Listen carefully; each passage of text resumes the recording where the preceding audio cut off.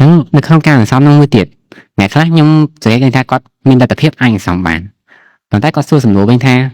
តើយើងគួរតែសន្សំនឹងខ្លួនឯងសន្សំនឹងធនាគារឬមួយក៏មានចំណុចទៅគាត់ថាទិញមាសចឹងទៅហើយអ្នកខ្លះទៀតគាត់ថាលេងតង់ទីងទៅអ្នកខ្លះទៀតគាត់ថាអូបើជាយកលុយហ្នឹងទៅចងការឲ្យគេវិញអញ្ចឹងបានការបានអីមកវិញអញ្ចឹងក្នុងហ្នឹងតើបងគាត់ថាមួយណាដែលបង recommend ឲ្យធ្វើសំធ្វើមិនក៏ដោយគឺយើងរក្សាសុវត្ថិភាពវាបានជាសំខាន់ជាងគេរក្សាសុវត្ថិភាពវិញហ្នឹងហើយធ្វើមិនក៏មិនបាត់លុយ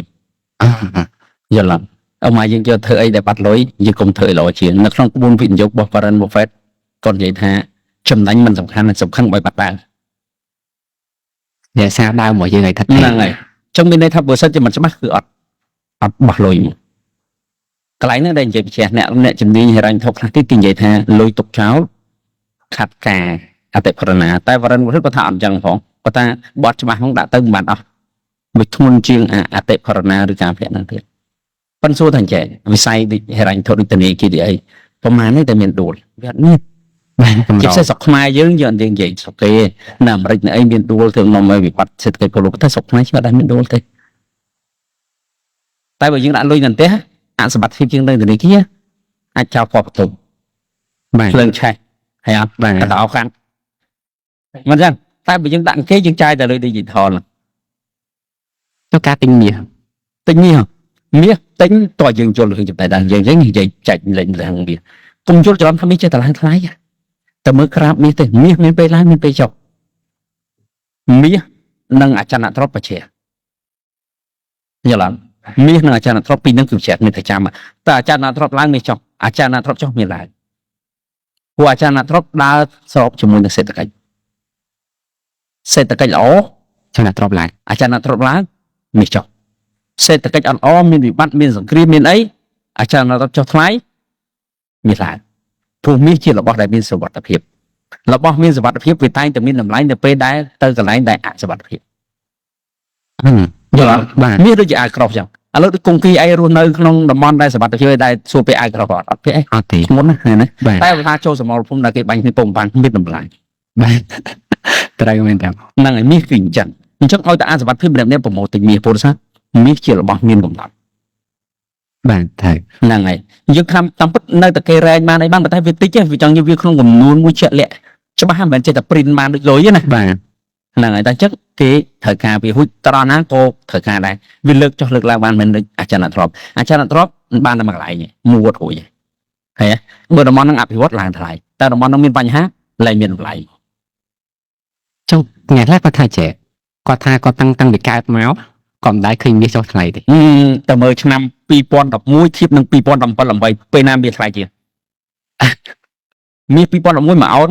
2000មាស2016 17មុនកូវីដមួយអោនសត1200ជាងឯងតែមើលក្រាបក៏មិនមែនសំខាន់អារម្មណ៍ទេសំខាន់ទិន្នន័យជាក់ស្ដែងយល់ទេបាទតែសេដ្ឋកិច្ចកំពុងប៊ូមខ្លាំងអាចំនួន2018 19នេះមុនកូវីដនេះមាសថោកពោះម្នាក់អត់ដឹងទុកមាសត្រូវអីទុកមាសមិនកើនកោលខាត់ច្រើនបាទលក់តែមាសយកលុយដុល្លារដាក់ធនាគារក៏កើនលុយបាទហើយជួមាសនឹងកើនដល់កូននឹងមកតឡឹងតែហ្នឹងហើយអត់មានតែណាហ្នឹងហើយយល់អត់អញ្ចឹងជំនាញអីទៅគេទុកមាសតែឥឡូវមិនបានមាសឡើងថ្លៃវិញអាមេរិកព្រិនលុយអត់ឈប់សោះសង្គ្រាមរហូតលុយមួយសិតតែគេអត់ស្គាល់ទុកចិត្តព្រោះសាររដ្ឋាភិបាលអាចបោះពុំលុយបានតែមាសមិនណាបោះពុំបានហើយអត់ចុងម្នាក់ប្រម៉ូទិញមាសទុកដើម្បីរក្សាសុវត្ថិភាពខ្លួនឯងកាលណាយើងមានមាសយើងមានតម្លៃចឹងសូម្បីតែមិនតែមនុស្សបុគ្គលទេប្រទេសមួយក៏ចឹងដែរមានមាសកាន់តែច្រើនណាបង្ហាញពីសេដ្ឋកិច្ចកាន់តែរឹងមាំព្រោះតែរដ្ឋាភិបាលគេអាចអួតបានអ្នកឯងខ្លាចសេដ្ឋកិច្ចចំនួនមាសខ្ញុំរាប់តោនអញ្ចឹងគេមានអាយក្រោះហ្នឹងហើយ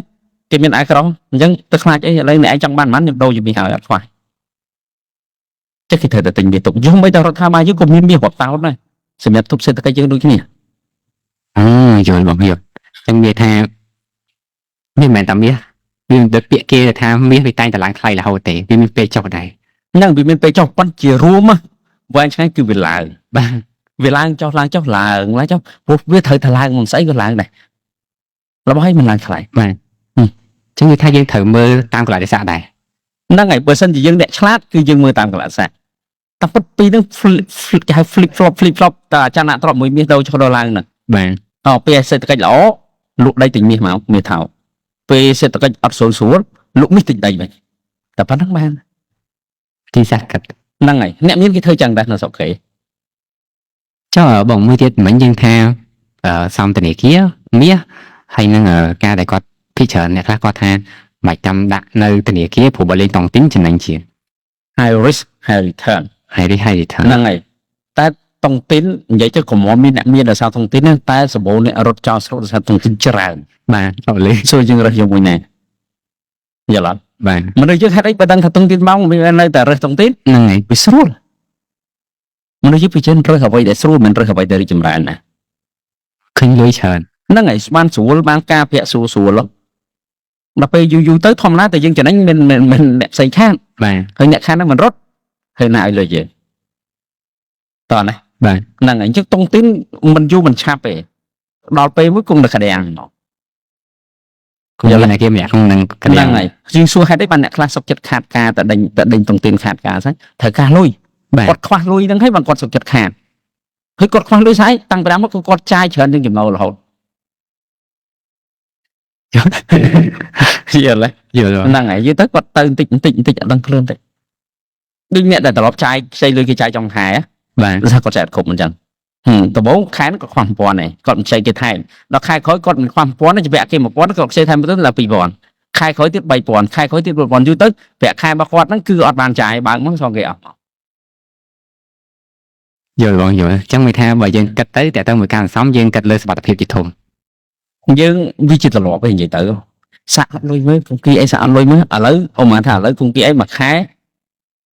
400មិនចាយគ្រាន់តែសាក់ឆៃដល់មកអត់លុយមើលធ្លាក់ខ្លួនព្រឹបមកមួយខែ50ទៅចាយគ្រាន់ដែរចិត្តរបស់យើងគឺសេរីហ្មងថា50គឺធ្វើតែគ្រាន់ ត្រូវទៅ អញ្ចឹងឃើញអត់ ដូចយើងព្យាយាមគិតដើម្បីធ្វើមិនឲ្យបាននឹងគ្រប់គ្រាន់ប៉ុណ្ណឹង ហើយយល់ទេអាហ្នឹងអញ្ចឹងដល់ពេលយើងយល់ពីអញ្ចឹងតាមពិតមូលហេតុមកពីយើងយើងគិតថាខ្ញុំកាត់អត់បានសាក់ដាច់លុយភ្លាមមើលមិនហៅវិធីដឹងខ្លួនឯងមកតែធ្វើអីហ្មងអីដែលសំខាន់បំផុតហ្មងគឺឲ្យតម្លៃនឹងមុនគេហ្មង